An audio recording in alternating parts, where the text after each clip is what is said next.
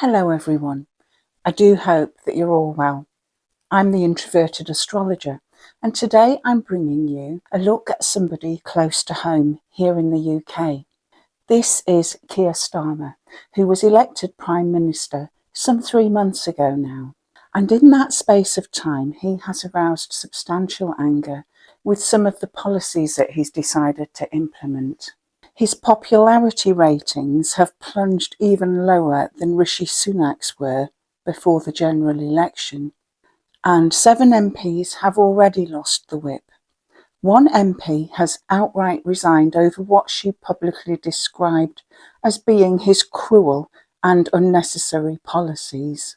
Labour have warned the British public that their coming budget, which is at the end of the month, is going to be painful, and that the government will be making some very big asks of us, the general public. Can Keir Starmer's popularity get any worse? And can we see any signs in Keir Starmer's chart of why he is experiencing so much resistance and difficulty since becoming Prime Minister? Let's have a look at his chart and see what's going on. Before I start, I'll just make sure that we all understand we don't have an accurate birth time for Keir. And so we've set this chart for 12 noon. This does mean that my hands are quite tied on predictive work because I lose sight of the full picture and those all-important angles, the ascendant, the midheaven. But there is still much information that we can glean. We have the rough position of the progressed planets, and these are placed outside the chart in green glyphs. We can also pick up some information from solar arc positions, and these are the blue glyphs. If we kick off by taking a look at the progressed planets, they are telling us something about Keir's internal environment at the moment. We can see that his progressed sun is pulling into a tighter and tighter square aspect with his progressed Mars. And this is telling us about Keir's underlying psychological drives at the moment. It's telling us that at this time Keir is feeling driven to take action, and there may be some impulsivity and a desire for speed with this. The square is an aspect of tension and a feeling that we need to be doing. And this dynamic is also telling us that the Sun and Mars are at cross purposes with each other at the moment. If we look at Keir's natal chart, his Sun and his Mars are in a mild sextile position with each other. And so even though they are drawing into a square at the moment, although we may expect some conflict or anger, it will be softened by the fact that there is that mildly positive natal relationship. The real culprit, I suspect, is that the progressed Sun is moving to conjunct his natal Neptune, and that Mars is pulling into a square with it. And so this Sun-Mars drive to conquer any opposition and succeed in getting his own way is going to be consistently undermined and diffused for the time being. And so although he may be doing his utmost to apply his energy and his willpower on his environment, Neptune will be simultaneously undermining it. This is not a combination that guarantees success. Far from it. Now, this progressed Sun moves slightly quicker than the progressed Mars year on year. And so if Keir was actually born around the middle of the day, this aspect would still be drawing to perfection even into 2025. And so this internal drive, this push to act, to carry out our will, perhaps to implement certain policies, will be continuing. Now, given this building wave of criticism and antipathy towards Starmer, what can we see in his near future? We've already looked at his natal chart and some of his solar arcs and progressions in an earlier video, and I'll put the link for that video in the description below in case any of you would like to go back and have a look. We discussed the patterns in Keir Starmer's natal chart, and what we had established is that his Mars is quite prominent. Not only is it part of this overall kite pattern, which has helped Keir so much, this Mars is also in a position that we call the extremes of declinations, and it's his only planet that has reached this position. And so we may well expect this Mars to act in a little more extreme way. I'm bringing this up because we're going to see that this Mars continues being active for the next couple of years. For example, solar arc Mars is currently at just over 8 odd degrees of Virgo. And so at some point, maybe even now, it will aspect that Chiron, and it will go on to conjunct the Sun and Pluto. Mars Chiron could be any time between now and next year, and this could well produce feelings of wounding or hurt from taking action. And when that solar arc Mars moves to conjunct the Sun and Pluto, this will probably be in 2025 or 2026. We are looking at some extreme force there of huge effort, great persuasion, and solar arc Mars on the Sun can also leave us feeling as though we ourselves are under attack. The noon chart in 2025 is still showing that progressed Mars and the progressed Sun are aspecting each other quite tightly. But they are likely moving further away now from the involvement of Neptune, which has been undermining his actions and distorting his clarity and his sense of certainty. Something that is noteworthy is that Keir's chart is being bothered very little by transits of the outer planets at the moment. Of course, we don't know what his exact angles actually are, and it's extremely likely that they were involved at the time of this big promotion to Prime Minister. And what I'm going to show you during this video is how the pressure on Keir Starmer's chart is going to build and build in intensity over the next few years as we head towards the next general election. The next general election must be held by August 2029 at the very latest. His current interlude from the outer planets cannot continue indefinitely, and there will ultimately be a peak of trials and tribulations. It would be too much for me to explain every single transit and potential solar arc that he's going to have between now and 2029 in just one video, and so we're going to skim quickly over the years until we get to 2026, when there may well be the first rumblings of thunder. So 2025 is going to bring a square from transiting Uranus to Keir's natal Uranus. This transit doesn't need to be extremely difficult, but it will bring internal questions or external events even that prompt Keir to check that he is being consistent with his own real internal value system. If Keir has been overly led by the success and trappings of the material world, for example, money or job position, then Keir may well find cause to re-examine his personal value system. Transiting Chiron, going through late Aries, will begin to oppose his natal Venus, and transiting Jupiter moving through Cancer will square it too, and so Keir is likely going to experience some stress in his personal relationships. We may well not get to hear about this in the public domain though. Now, as we move into 2026, we, the public, might first start sensing some initial shifts, some discontent or trouble. For a start, something interesting happens with Keir's progressed moon at some point during this year. It could be the beginning, the middle or the end. We can't be sure because we have no birth time. However, the progressed moon will certainly enter into a new position in the overall lunation cycle.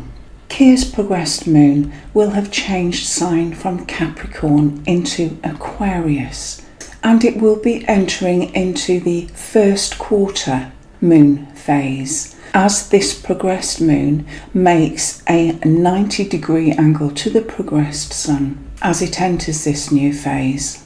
And there could be some tension in this transition because Keir is now entering a point in the overall cycle when he may well find that his judgments and actions come under greater scrutiny. There could be criticism as he finds that his performance or expertise is questioned and put to the test. There will be some helpful energy coming in from the outer planets this year, because transiting Uranus will begin making a lengthy trine to his natal Saturn, and this is going to be helpful for Keir to bring in changes or reforms, new ways of working whilst he is in government.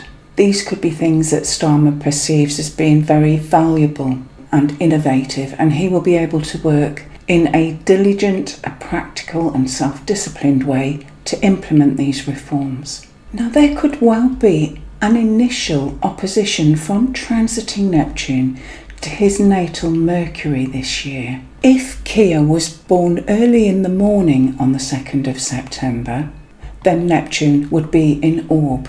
However, if he was born later in the day, then this transit may well not impact him until 2027. And so what I'll do is pick this one up with the 2027 slide and explain it in more detail. Transiting Pluto, however, is certainly going to conjunct Keir's natal Saturn this year within 20 odd minutes of orb.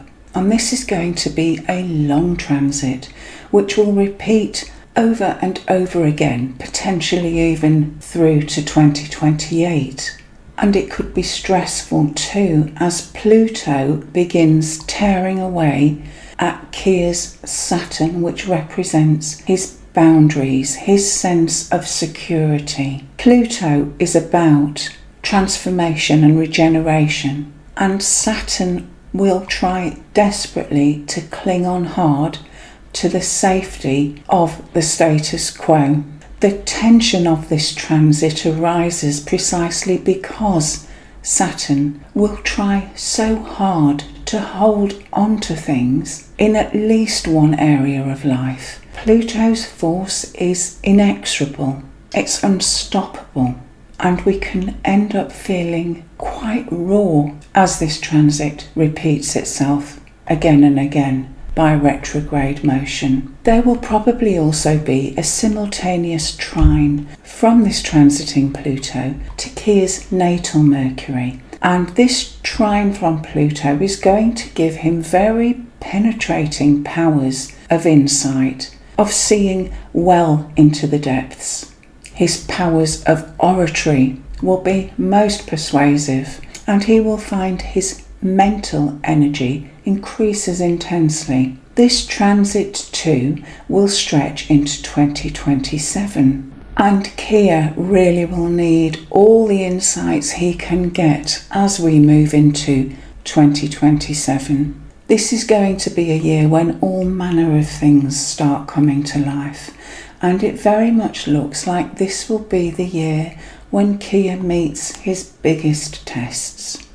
Transiting Uranus will make a last square to its natal position as the year starts, but Uranus is then going to move on further into the degrees of Gemini, and it will ultimately reach around 10 degrees of Gemini before turning retrograde in September.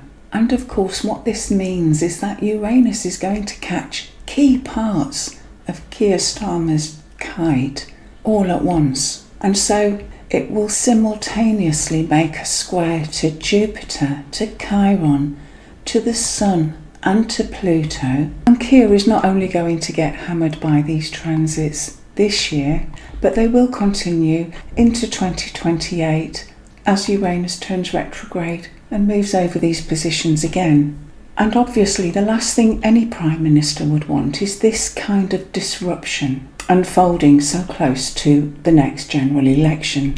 I will outline the gist of these transits in a moment, but I just want to show you first quite how much activity there will be from the outer planets this year. There are going to be multiple weighty transits, all unfolding in 2027. Bear in mind that transiting Pluto is still going to be bearing down powerfully on Keir's natal Saturn. Neptune is going to add to the picture now, because it will most certainly be opposing this natal Mercury. This will probably first impact during April and will then move a little further and certainly be within orb of a square to Keir's natal Mars by July.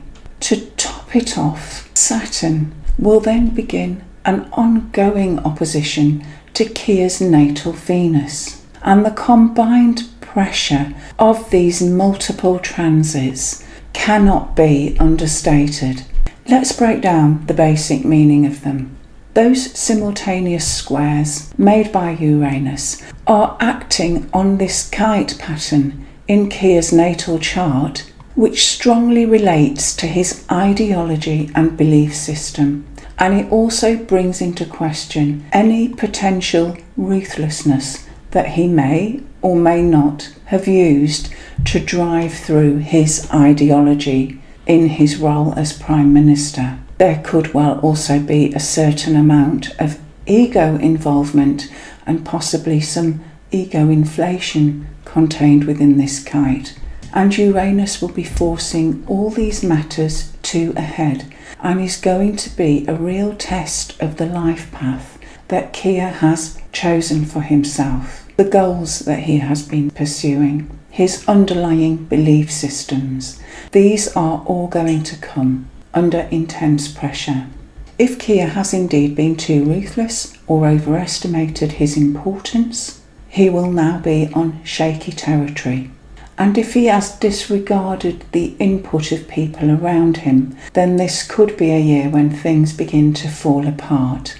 There may well have been little warning signs along the way, but if he hasn't acted on these, then this could be a time when things begin unravelling. And Uranus is known for acting with lightning speed, so events this year may well take us, the people, quite by surprise. That opposition from transiting Neptune to his natal Mercury could potentially be very sticky for somebody who is in a high-profile job, and one which draws heavily on communication, interaction, quick assessment of facts and figures and the processing of data. These things may ultimately turn to quicksand because Neptune doesn't deal with hard facts. It is excellent for distorting, confusing, deceiving and subterfuge. And so one manifestation of this transit is that Keir could well be deceived by others,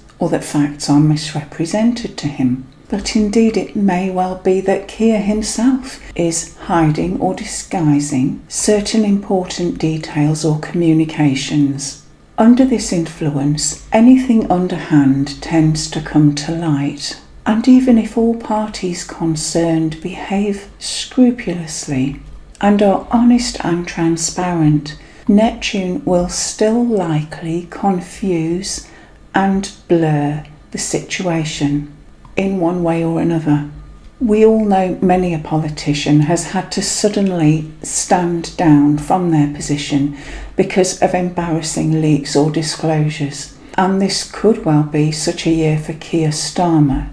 Because Mercury can also represent our mental processing, our intellect, this can be a time when we are considerably anxious and nervous. But Neptune will also be probably simultaneously squaring this Mars too.